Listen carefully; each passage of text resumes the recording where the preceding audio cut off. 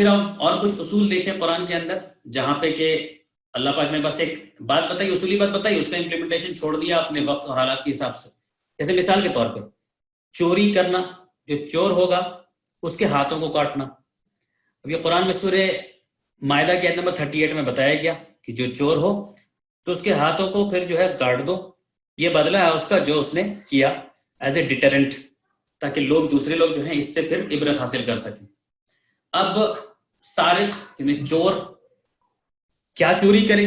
اب سوال یہ آتا ہے کہ صاحب کیا چوری کرے، وہ کتنا اماؤنٹ ہو، کیا اس کی کوئی اہمیت ہوگی کہ اماؤنٹ کتنا تھا اس کی اہمیت ہوگی، کس حالات میں اس نے چوری کی کیا اس کی کوئی اہمیت ہوگی، کیا چوری کا اماؤنٹ اس کنٹری کے اکنومی پہ بھی ڈیپینڈ کرے گا، کیا چوری کا کیس یا اماؤنٹ اس آدمی کے حالات پہ بھی ڈیپینڈ کرے گا کہ اس آدمی کے حالات کیا تھا. اب یہ سب ایک سبجیکٹو ڈسکشن ہے جو لوگ پھر اپنے وقت اور حالات کے حساب سے طے کریں گے. میں تو بس آپ کو اگزامپل کے لیے بتا دے رہا ہوں کہ جیسے ہمارے یہاں الگ الگ اسکول آف تھاٹس میں مسلمانوں میں یعنی الگ الگ علماء کے اندر پھر کافی اختلاف ہیں اس کے تعلق سے، اس ٹاپک کے تعلق سے کہ صاحب کتنا اماؤنٹ ہو. حدیثوں کے اندر یہ بھی آتا ہے جہاں پہ کہ 1/4 آف دینار کی بات کی گئی ہے. یعنی حدیث میں آپ کو یہ ملے گا کہ اگر 1/4 آف دینار 1/4 دینار کا ہے تو اس کے ہاتھ کاٹ دو. تو اب 1/4 دینار آج کی ڈیٹ میں کتنا ہوگا؟ کچھ 100 روپیہ ہوگا یا 1000 کے قریب ہوگا. تو کیا آج کے دور میں بھی اتنے اماؤنٹ کے اوپر ہاتھ کاٹ دیا جائے گا؟ ظاہر سی بات ہے اسکالرز اس پہ ایگری نہیں کرتے ہیں، حدیث میں ہے لیکن پھر بھی اسکالر جو ہے اس کو انٹرپریٹ کرتے ہیں یا اپنا اگین عقل کا استعمال کرتے ہیں، اور پھر الگ الگ اسکول آف تھاٹ میں الگ الگ اماؤنٹ ہے. ایسا نہیں ہے کہ حدیث میں ایک بات آ گئی کہ 1/4 آف دینار تھا تو سارے اسکالر حنفی، شافعی، مالکی، حنبلی، سلفی سب لوگ اس کو مانتے ہیں. ایسا نہیں ہے، الگ الگ اسکالرز کے نزدیک الگ ہے. یہ مالکی مذہب میں کچھ اور ہے، حنفی مذہب میں کچھ اور ہے. جیسے مثال کے طور پر میں نے یہاں پہ کوٹ کیا، جیسے امام ابن تیمیہ کا ہے، انہوں نے کہا کہ نہیں 1/4 آف دینار یا 3 درہم اتنا ہی ہونا چاہیے. حنفی اسکول آف تھاٹ میں بتایا گیا کہ 10 درہم. اگین پھر یہ ڈیٹیل ٹاپک ہے، الگ الگ اسکول آف تھاٹ میں ایولیوشن بھی ہوا ان ٹاپکس کا. شروع کے دور میں کہا گیا یہ اماؤنٹ ہے، پھر بعد میں اور چیزیں جوڑی گئی، یعنی غور و فکر ہوتا رہا، وچ از اے گڈ تھنگ. تو الگ الگ اسکالرز کے نزدیک اس کا الگ الگ اماؤنٹ ہے، الگ الگ ڈیٹیلز ہیں. میں تو بس آپ کو صرف اتنا ہی کہہ رہا ہوں کہ کیسے یہ دیکھیے کہ آیت جو آئی ہے کہ چوروں کے ہاتھ کاٹے جائیں، تو چوری کو پھر ہم کیا ڈیفائن کریں گے، یعنی چوری یعنی وہ چوری جس پہ کہ ہاتھ کاٹا جائے اس کا کیا ڈیفینیشن ہوگا. اس کو بھی قرآن نے اوپن رکھا ہے، یہ بتانا چاہ رہا ہوں میں. جس طرح سفر کو اوپن رکھا ہے کہ وہ سفر جس میں کہ تم نماز قصر کرو گے یا تمہارے لیے روزہ آپشنل ہوگا، اس کو اوپن آئٹم رکھا ہے، کلوز نہیں رکھا ہے، کیونکہ زمانہ اور حالات کے حساب سے سفر کا ڈیفینیشن بدلتا جائے گا.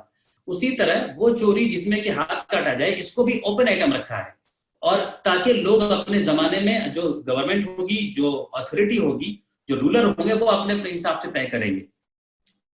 تو کیا اس میں پھر یہ بھی دیکھا جائے گا کہ اس آدمی کے حالات کیا تھے؟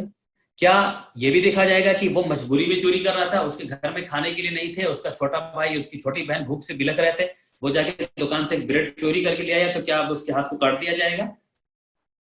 کیا وہ غلطی سے چوری نہیں کیا تھا لیکن کسی اور نے ایسے کچھ اور کیا لیکن وہ بھی چوری کیا؟ تو اب اس کے اوپر جو بھی ڈیٹیلز ہیں وہ ڈسکشن کی بات ہے. تو یہ اوپن رکھا ہے قرآن نے یا دین نے اس ٹاپک کو کہ اب اپنے اپنے زمانے، اپنے اپنے حالات کے حساب سے کیا اکانومی بھی میٹر کرے گا. کیا بنگلہ دیش کے اندر 1 ٹاکا چوری کرنا، انڈیا کے اندر 1 روپیہ چوری کرنا، یا 100 ٹاکا یا 100 روپیہ اور امریکہ کے اندر $100 کرنا، یہ سب ایکویولنٹ مانا جائے گا؟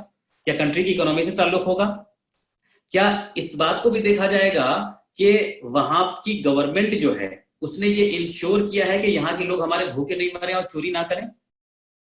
یعنی کہ کیا ایسا ہوگا کہ صاحب ایک حکومت بنی اور حکومت نے پہلے دن سے کہہ دیا، اسلامی حکومت بن گئی، اس نے پہلے دن سے کہا کہ کل سے جو بھی چوری کرے گا ہاتھ کاٹ دیا جائے گا؟ کیا یہ صحیح کنڈیشن ہے؟ یا پھر یہ ایکسپیکٹیشن ہوگا حکومت سے کہ پہلے آپ وہ نظام بنا دیجئے جس میں کہ کسی آدمی کو چوری کرنے کی ضرورت نہ پڑے، جس میں کہ ہر آدمی کو کھانا ملے، 3 ٹائم کھانا ملے، چوری کی ضرورت نہیں پڑے. آپ وہ نظام بنا دیجئے، وہ سسٹم بنا دیجئے، وہ کرپشن کی چیزوں کو ختم کر دیجئے.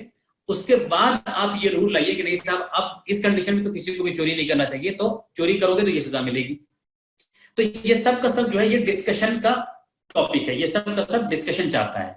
تو قرآن اس طرح سے ایک ڈائنامک کتاب ہے اور اصول بیان کرتا چلا جاتا ہے. اپنے اپنے دور میں، اپنے اپنے حالات میں آپ امپلیمنٹ کر لو. کیا اماؤنٹ ہوگا یہ اپنے دور، اپنے سچویشن کے حساب سے آپ کو امپلیمنٹ کرنا ہے.